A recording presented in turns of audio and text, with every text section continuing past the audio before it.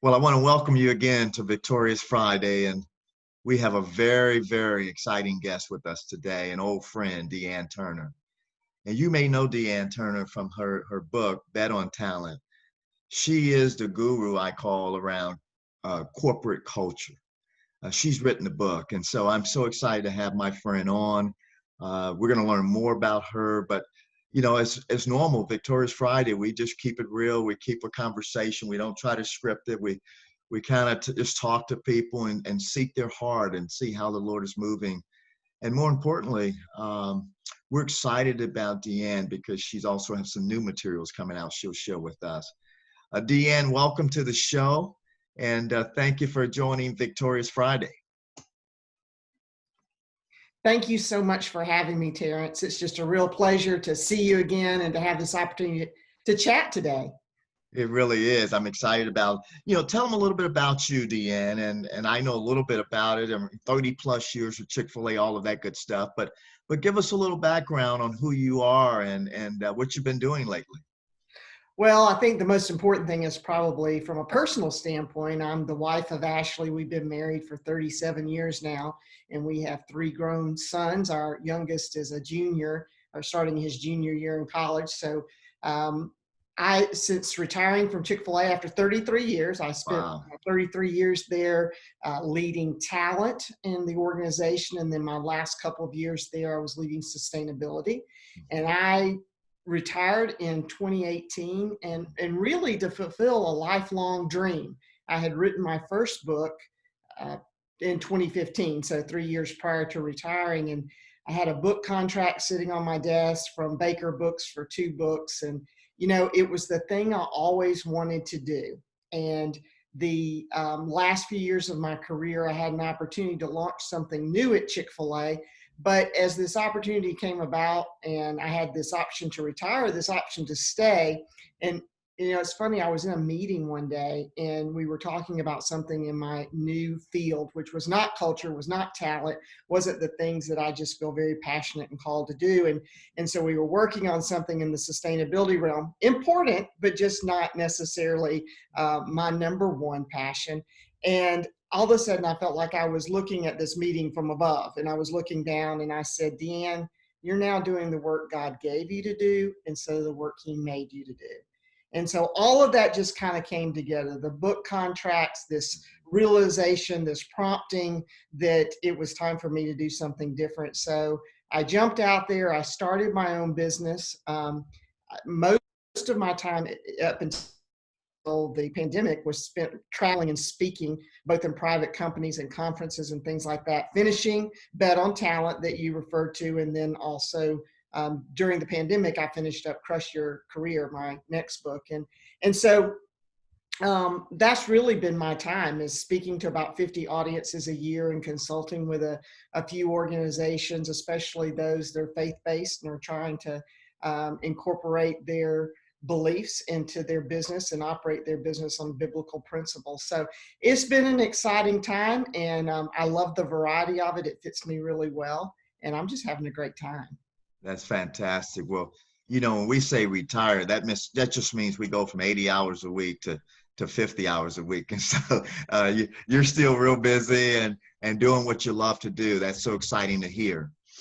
Dee Ann, take the audience take them through the early years, your childhood, and how was it like growing up? What was family like? And what was it like with faith in your family? Give us a little bit of background. I have a really fun story about how I came to Christ. Tell you real quickly, I grew up, Joyce and Lee Daly were my parents. They met in law school. My dad was an attorney. My mother was the most fantastic homemaker ever.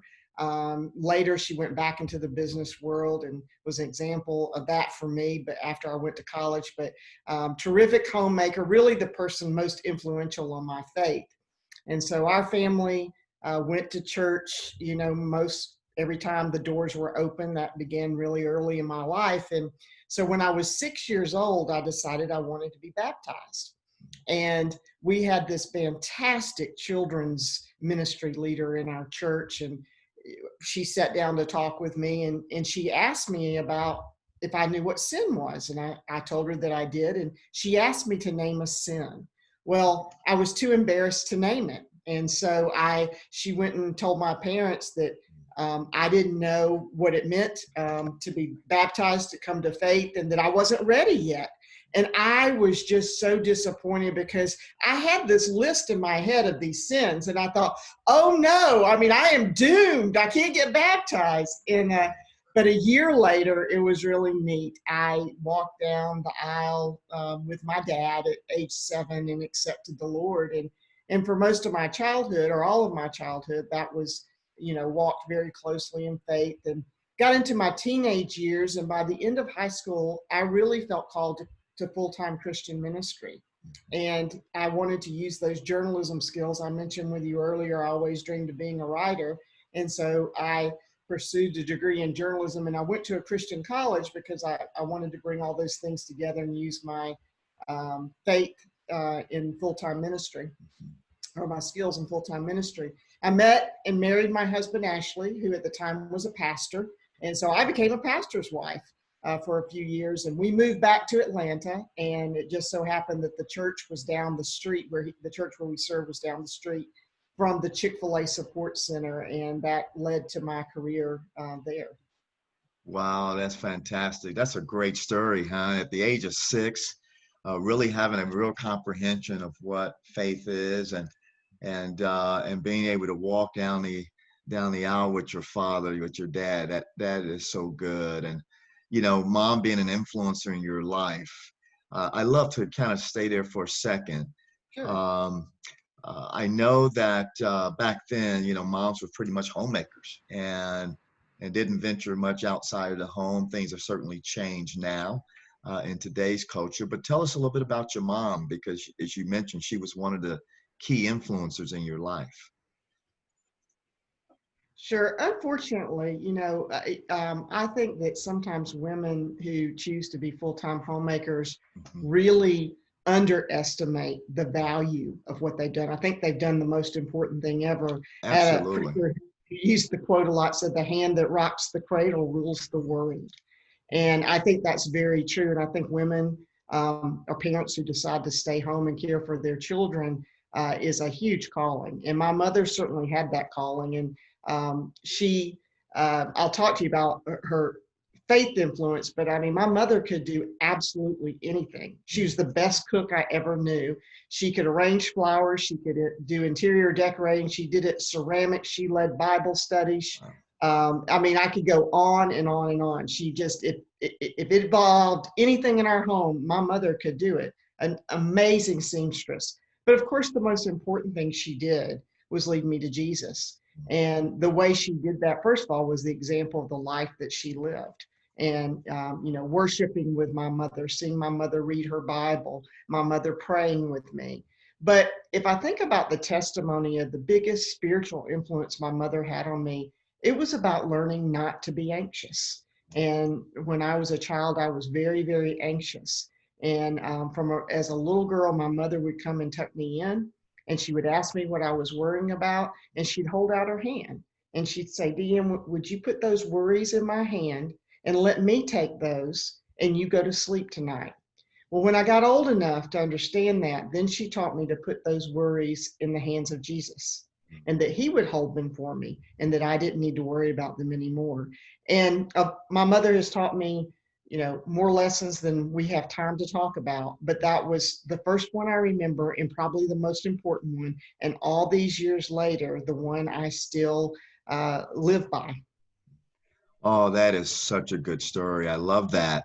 And you nailed it. I mean, when we look at moms back then, we say, if you're a homemaker, or mom at home, that's maybe not be as important as going out into a corporate job. And as you know, you add value in both. But my wife and I, Wanda, we were so fortunate that she could stay at home, and that she could have such an influence at home and with the children. I think her job was much more difficult than mine, and she certainly had a great deal of influence on our children. We have 3. They're grown now as well, and I look back on their life and how blessed we were. as a family to have Wanda really pouring into our children as well as myself. But she was, she was the rock. She was always there as I traveled, all around the world trying to move more Coca-Cola. So, it was just fun times. But thank you for sharing. I love that. Put your words, put your anxieties in the palm of my hand, and then let's serve them up to Jesus. That's powerful, and that's really powerful. Well, I'm glad I went there. And so let's move a little bit forward. As you mentioned, you went on and studied and began to be a homemaker as well as, and then later on, you jumped into the corporate world with this small little company called Chick-fil-A. But was that your first step in, or was there a company prior to Chick-fil-A? Because you were with those guys for 30 plus years.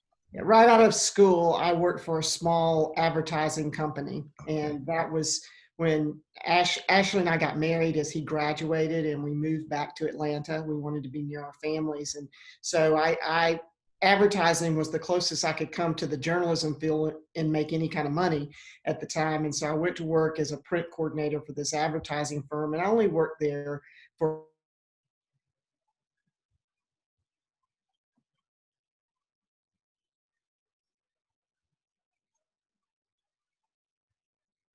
where we were serving, which led us to Chick-fil-A. And it was actually my husband who suggested that I apply there.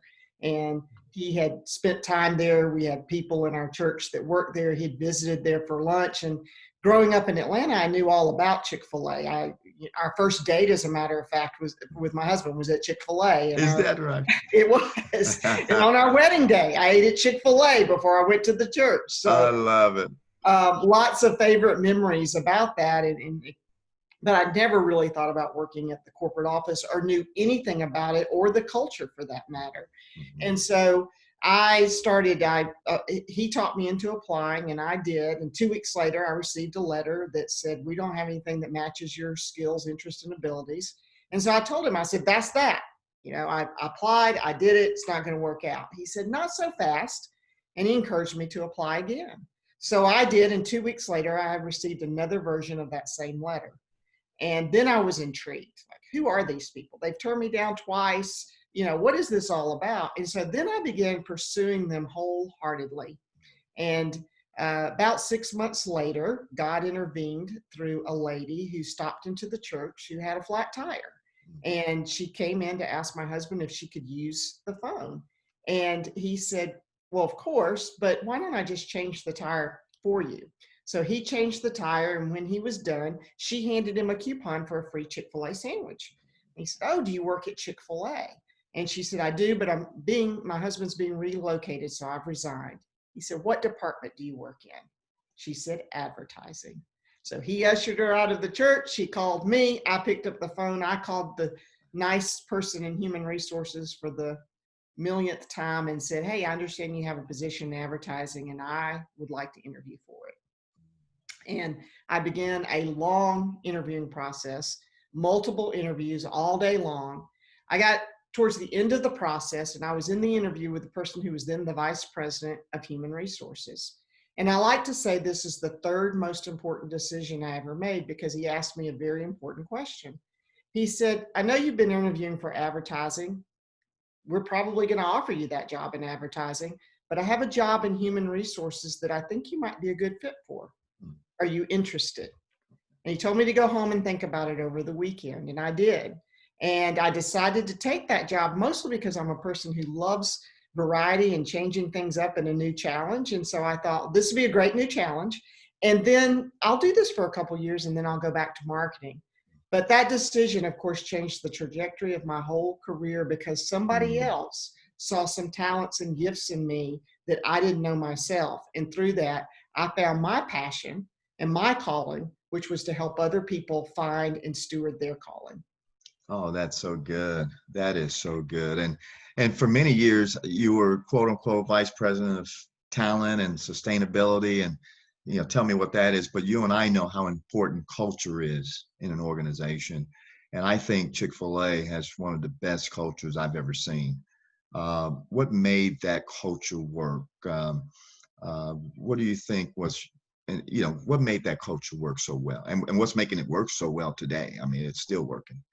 Well, the culture part was part of my responsibility during the time that I was leading talent. And what created that culture was that it existed before it was ever defined. Mm. It's who the founder of Chick-fil-A, Truett Cathy, was. And it wasn't necessarily defined and written down during those entrepreneurial early days of the organization, but it was as the company grew and as it became a necessity to say, okay, this is who we are, it became more communicated by words and not just actions. But I think that's one of the most important things. A really strong, healthy, remarkable culture is demonstrated by its actions more than its words or its cute sayings or things you put on screensavers or coffee mugs. And it started with a purpose. And the funny thing about that is what became the eventual corporate purpose. In my relationship with Truett, I saw him live this out. And I know that was the history before I came to know him. But in 1982, something happened at Chick-fil-A that had never happened before. Truett opened his first restaurant in 1946, and in 1982, he had his first slump in sales. Hmm. And so he took his executive committee off to talk about what they would do. And they discussed the things that businesses often do, just like what we've been going through with this pandemic. They have to talk about budget cuts and reductions in force, laying people off. And Chick-fil-A, those executives talked about that, as I understand, for the first half of the day. And then the first half of day one of this 3-day retreat. And in the second half of that first day, one of those executives asked a very important question. He said, "Why are we here at all?" And they spent the next 2.5 days discussing that. Wow. And at the end, they came back and they presented to the staff a corporate purpose. And like I said, all it did was really describe what had been lived out to that point, but now it was in words. And the corporate purpose is this: to glorify God by being a faithful steward of all the resources entrusted to us and a positive influence on everyone in whom we come in contact with. And so that became the corporate purpose of Chick-fil-A. And then from that, they established a mission, and they put the core values, again, that have been demonstrated through all these years by Truett and leadership and others in the organization. They put words to those. And then I think the most important thing, and what I've always seen in Chick-fil-A, both as an employee and now as a customer, I often see this at the restaurant level, is this consistency of just living all these things out. And it's because other people demonstrate them. That's how people learn the culture there. It's not anything necessarily people tell them, but it's the day-to-day demonstration of it. Wow, that is so good. Here at Victorious Family, this resonates because one of the things we train parents on is really having that discipline to be intentional and being purposeful in training and instructing your children. And we feel if you don't do it, someone else will do it. The media, the culture, whatever. And so let's start in the home and let that be the center of that, just like in yours. But one of the areas that we do talk about is understanding your purpose. What is the purpose? What is the purpose of family? What is kind of the identity of your family, and what's the culture that you want to create? We have, obviously we don't refer to it as culture, but what's the purpose and what's the environment that you want to put place? And we help parents to design that framework, so to speak, as to how to move forward and how to be intentional and how to raise their children to know who Christ is and what he's done on the cross. And so I'm excited. I love what you just shared around. Let's go back and really understand our purpose first before we kind of do all these tactical things that are great, that are needed, but we have something bigger. And then to define the vision and mission and around values and around purpose is so powerful.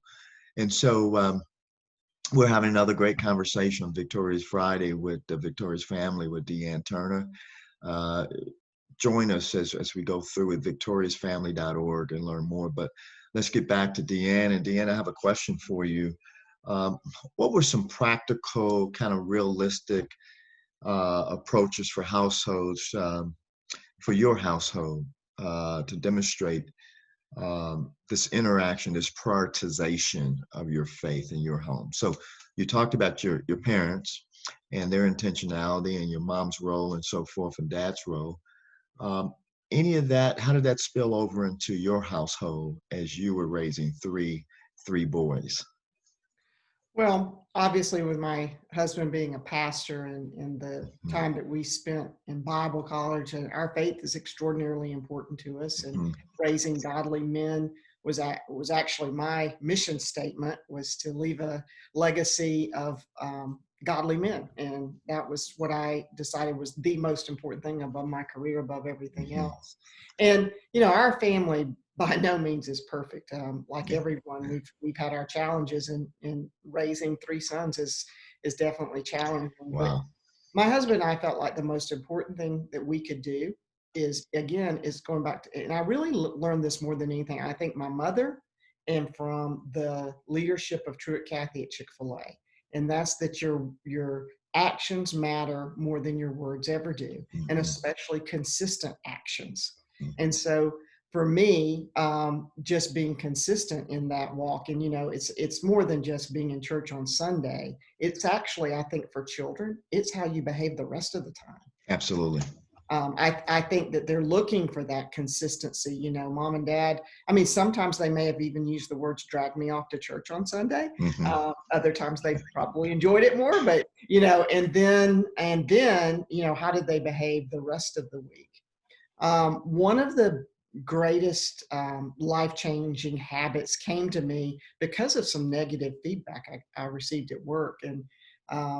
But the payoff is really what I want to share with you. But how it came about is, I was getting three young boys ready for school every day. My husband, after he was a pastor, he became an air traffic controller, which is a whole nother interesting story. And he will tell you every day that being a pastor was more stressful than being an air traffic controller. But being an air traffic controller gave him a lot of crazy work hours. And Mm. so, and we actually chose some of that so that we cared for our children the majority of the time. He was able to work his schedule that he had the kids a lot of the time. And so in the mornings, I'm getting myself ready. I'm getting them ready. Some days, I'm getting out of the bed just in the nick of time to do all that. And I'm rushing around, getting everybody fed, dropped off at three different places. I mean, I was like a Marine. I did more before 6 a.m. than most people did all day. Absolutely. By the time I got to the office and I'm in my leadership role and I'm coming in and guns a blazing, and I mean, I am raring to go, but not, and I look stressful. I mean, I look stressed out. I behaved in stressed out behaviors. And so my boss took me aside in the most gentle way, and he said, "Hey, I don't know what you do to prepare yourself to come to work every day, but you need to show up more positive." Mm. And so I really took that to heart. I mean, he took the time I mean, honestly, I didn't get a lot of negative criticism. It was like the last 10% of what he told me. And so I took a lot of actions, but the most important action was I changed my morning routine. Mm. And I started getting up an hour before anybody else in the family did. And I spent that time praying and in the Word. And then I would move on. I tried to get in my exercise then too, because if it didn't happen then, it wasn't going to happen the rest of the day. But I spent this time on myself, but particularly attending to my spiritual and physical self. And it transformed both my leadership at work, but it also transformed what went on in my home, because I was starting that day with intentional prayer for my children, for my husband, for my family. But years later, this is what happened. I never talked about that. I just did it. And then I started hearing my children as they were older, and they were talking about the things that they appreciated. And when I heard them say the words, "We watched you with your Bible every morning, Mom," one of the neatest birthday gifts I ever received. My youngest son was off to college his first year, and he wasn't home for my birthday. And he sent me a gift basket of pastries and things to go that were frozen that I could pull out.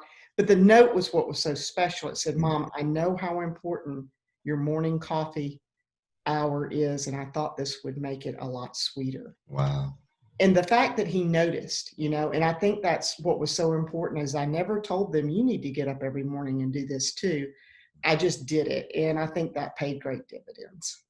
Absolutely, absolutely. That's probably the best gift a mom can ever receive, right? Oh, it was. It's better than a microwave or something I buy my kids. Right, well, but that is so powerful. Well, Dee Ann, I want to turn to you because you've done some amazing work yourself.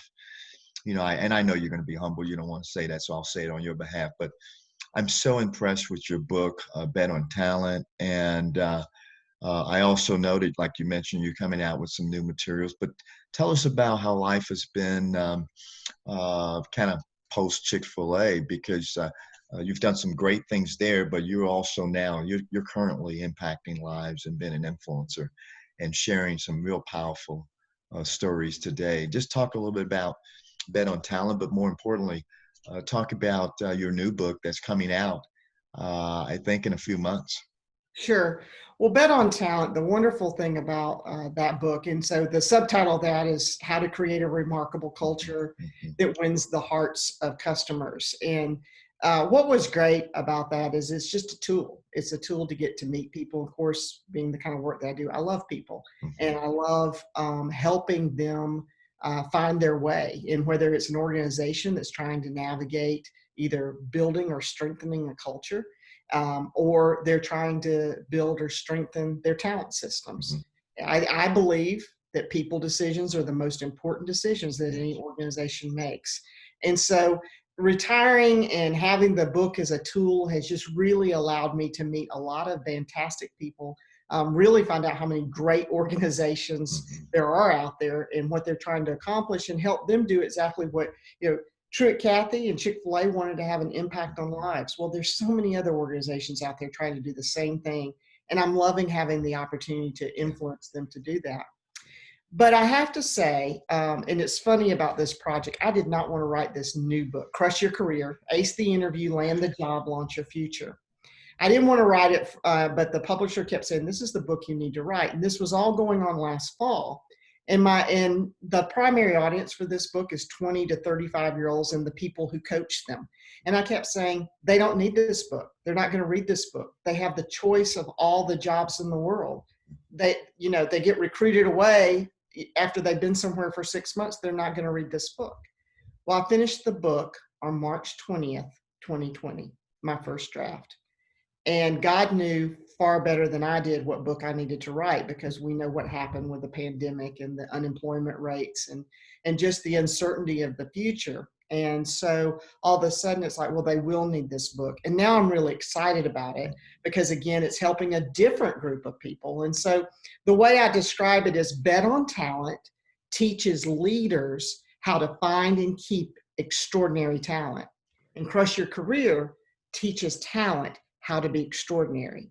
And so I think these two books together can actually help organizations, from the leadership perspective and then from the talent Yeah. perspective, Yeah. really to pull all that together. And you know who wins in the end? Of course, the organization wins, Mhm. but the customers, the clients, the patients of these organizations, that's who's really winning, because the organization is able to provide much better through their strong culture and talent.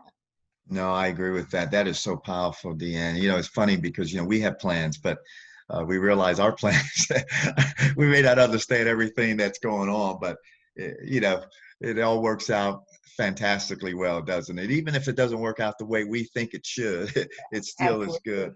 Absolutely. That's a powerful story. My father, he worked for the same organization for 43 years, 44 years, Wow. and which is very rare these days. When we were growing up, I'm sure you experienced the same, that you didn't move from job to job very often. And if you did, you were considered a job hopper, Right. and a high risk, a high flight candidate. But nowadays, it was every 6 months to a year might be a long-term position. But one of the things he stressed is that Terence, is really not about the shingle out there. It's about everyone has intrinsic value. Mm, And your job is to find that talent, to find that value within them and draw it out of them into a way that they've never imagined before.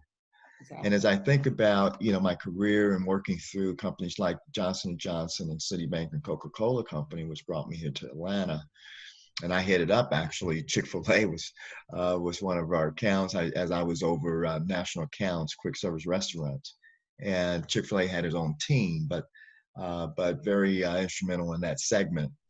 Um, I realized that it was all about people.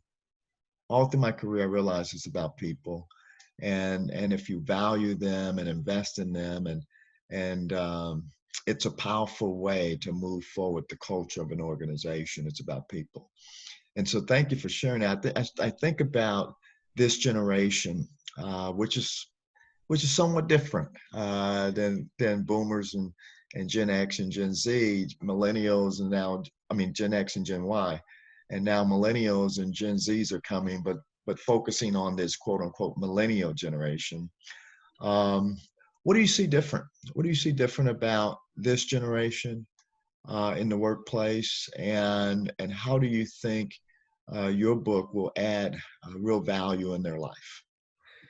Well, I have raised two millennials and a Gen Z, so along with my husband, so I have both workplace experience and actually right in the home experience. And I think one of the more interesting things is that these unexpected circumstances and the impact they'll have on millennials, which are now aging up. I mean, the oldest of the millennials are leading our organizations now in many cases, and so I think that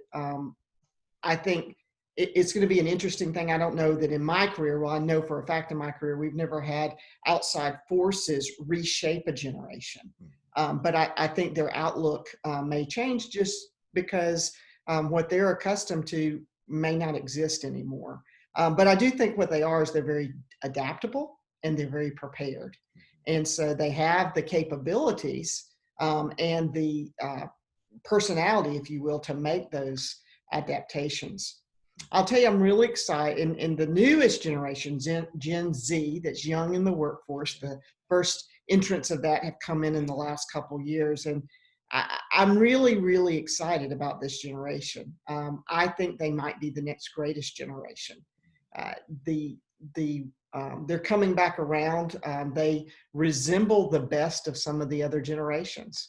And I see that with their work ethic, with their focus, with their determination. And then they have a very unusual skill set as digital natives in the workplace. And so I think the other thing that's interesting about Gen Z is that what I see at least is a generation that has actually come back a little bit more to roots of faith and are concerned about that. You have some that aren't, but they're whatever they believe so strongly in. And if it's their faith, I see them being very bold in it. If it's another belief they have, I see them being bold in that too. And I think that's going to define this generation too, as a bold generation. And I think the way they're like baby boomers is that they're really dedicated to their work. How they're different is it won't be just for the dollar. It will have to have more meaning for that. And so this generation really wants to make an impact in the world, and they're okay to work hard as long as it has some lasting impact other than just for the sake of making money. Yeah. Well, I really love a couple of words that you use: boldness, impact. My challenge is, are we living for something that's transcendent, that's beyond us? Yes. Because we can have an impact. You've had an impact at organizations like Chick-fil-A, and now you're having impact in your own company and through speaking and other engagements and your book writings and so forth. But are we living for something that's just temporal, i.e. how much money we can make and how big of a house we can have, or are we living for something transcendent? And so what you just shared with me, I'm extremely optimistic about. I'm actually optimistic about millennials and Gen Z. I think I'm optimistic about any generation because I think when I look at this, we have to be hopeful, right? Because they're our future. Absolutely.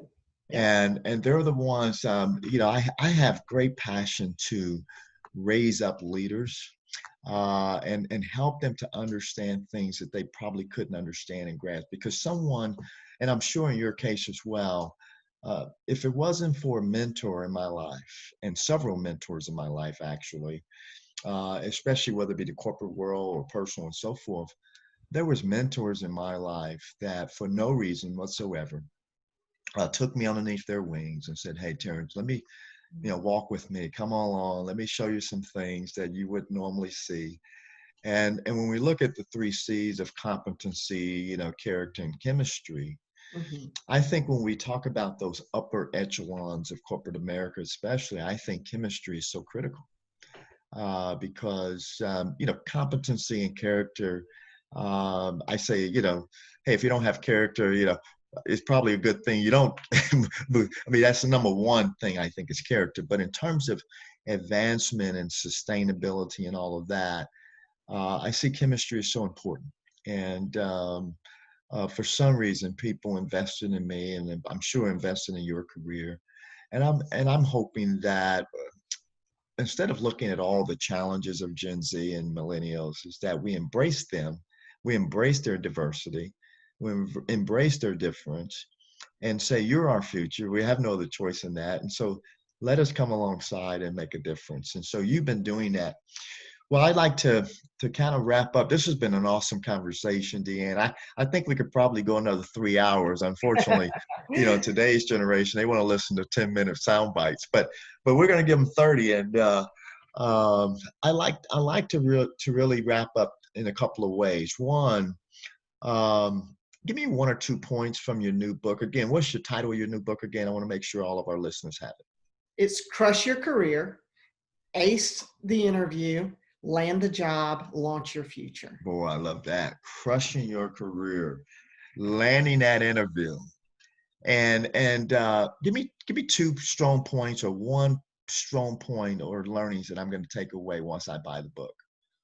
Well, the interesting thing about this book is it is really a handbook of how to navigate your career path from early part-time jobs all the Mm-hmm. way through to retirement. So, Okay. and it, some of my favorite parts of the book are around getting the job and, how to prepare, and it's all changing now, it's now Zoom interviews. It's not, the in-person that I was doing when I started doing that. Yeah. But I think my favorite part of the book is actually, as I say in the introduction, yeah, some of this book is about my success, but most of it is the lessons I learned from my failures. And I share those very openly in this book and try to help people navigate. And I think it's the mid-career point that's so crucial. There's a lot of energy in that early career piece, and then there's a lot of energy about finishing well, but that mid-career stuff that you're trying to get through the muck and the haze Mm-hmm. and the fog, and you need a guide, and this book is really that guide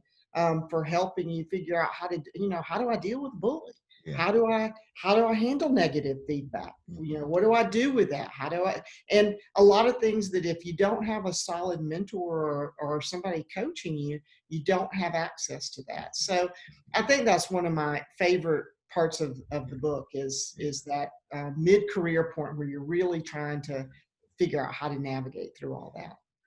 And I love to get from you, Dee Ann. There's a lot of strong corporate females out there, women out there who's now trying to balance work and home, especially during this crazy, pandemic period. And I think about my daughter, who's very high up within the Target organization, and she just had her first child. And her my little grandbaby, 9 months old now. Oh, congratulations. And thank you so much. And she's now contemplating. They just came to her with, she's been promoted and quite a bit with her organization, and now they're coming to her with another promotional opportunity. And she's saying, "Dad, I love being a mom, and yet I've got this great career happening. How do I balance it?" And so I love to get your perspective as a woman who's been there, who's done it. And you're not going to do it all perfectly, right? But man, you've done it well. And any tips to our young, mothers, parents, as they try to balance work and home in quote unquote corporate America? Well, this probably needs to be my next book, Terence, is to address all these things, but I'll try to give a couple thoughts real quickly here. First of all, I would have never been able to do that without two incredibly important one's people, one's organization. But without my husband, wouldn't accomplished any of it. Who we choose to travel this journey with is incredibly important. If we're a woman that wants a career, a supportive spouse makes all the difference in the world. And I couldn't have accomplished anything without my husband. He helped do everything. He helped me be my best, and he actually still does today. He's retired too. But as I run my own business, I mean, he is extremely helpful to me in so many ways. So that's number one. Number two, I worked for an organization that supported families, and they supported working parents. We had, by the time my third child was 2 years old, we had this incredible on-site childcare center that now the Chick-fil-A Child Care Center has over 600, the capacity for over 600 children in it. And so a huge support. So I have to start there, that I had two things that some people don't have. I had this incredibly supportive spouse, and I had this incredibly supportive organization. But here's the other thing, even with those things, moms are hardest on themselves, always. We're always, guilt is so overrated, but we feel guilty about, I didn't do this. So this is what I figured out early on, or midway through, after I messed up the first child and I got to the second, third one, I did this better. But number one, I outsourced what I could. And some people can't do that. And I recognize that. But that's one of the decisions I made, is that my kids didn't care who did the laundry. They didn't care who did the grocery shopping. They cared if I was there to tuck them in at night, and I was at their ball games and I read to them. Those were in the important things. So I figured out what the important things were, and I outsourced what I could. If you can't outsource it, then decide it's not important.